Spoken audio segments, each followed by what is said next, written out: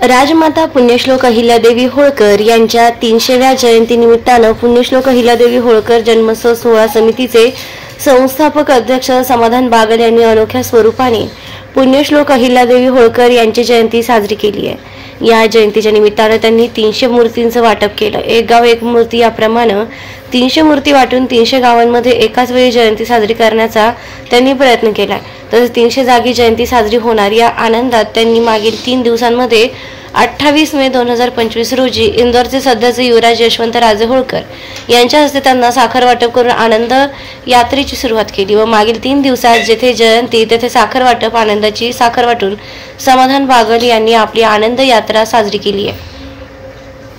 या भव्य दिव्य आनंद यात्रेमध्ये त्यांनी जिथे जिथे मूर्ती दिल्या व जिथे तिथे उत्तम स्वरूपात जयंती साजरी झाली त्या प्रत्येक ठिकाणी जाऊन साखर वाटून आपला आनंद व्यक्त केलाय। आनंद यात्रेदरम्यान नाशिक ते चांदवड असा संपूर्ण भागामध्ये ज्या ज्या गावांमध्ये मूर्ती वाटल्या त्या त्या गावांमध्ये त्यांनी प्रवास केला। तसेच या आनंद यात्रेचं औचित्य सांगितले व या आनंद यात्रेची सांगता करत असताना सालाबतप्रमाणे याही वर्षी 31 मे रोजी संध्याकाळी रामकुंड नाशिक या ठिकाणी गोदा आरती व अहिल्या आरती मान्यवरांच्या हस्ते संपन्न होत असते।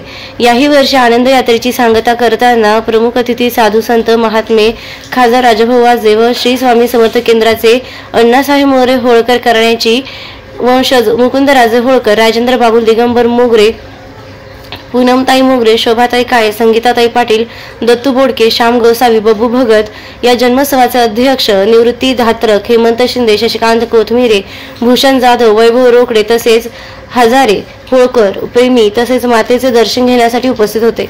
प्रमुख अतिथी आनंद यात्रेच्या सांगतेवेळी प्रमुख पाहुणे म्हणून उपस्थित होते व त्यांचे हातून गोदा आरती व अहिल्यादेवी आरती संपन्न झाली आहे। त्याचप्रमाणे नाशिकमधील अनेक मान्यवरही यावेळी उपस्थित होते। नमस्कार।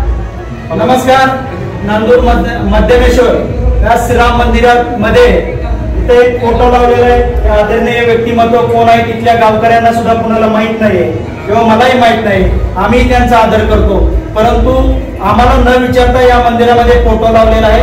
तो फोटो आम्ही गावकऱ्याच्या वतीने काढत आहोत आणि ग्रामपंचायत मध्ये अतिशय सन्मानपूर्वक तो फोटो जमा करत आहोत। ज्यांनी कोणी हा फोटो लावलेला आहे त्यांनी त्यांचा व्यवस्थितपणे हा फोटो ग्रामपंचायत मध्ये घेऊन आपल्या घरी लावावा एवढं सांगतो। जय श्रीराम, जय श्रीराम, जय श्रीराम, जय श्रीराम।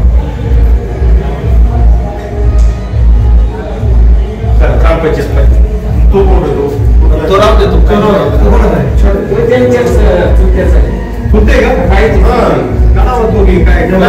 काय तिथं कोणतं काय चुकते म्हणजे